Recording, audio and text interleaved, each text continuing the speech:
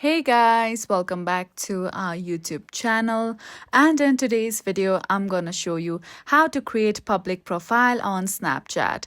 So after you launch Snapchat application, tap on your Bitmoji at the top left corner. Now first of all, we have to edit a few settings. So just tap on the gear icon at the top right corner. Now from here you can see various settings options for your profile. Now we have to change our settings to everyone on our Snapchat account.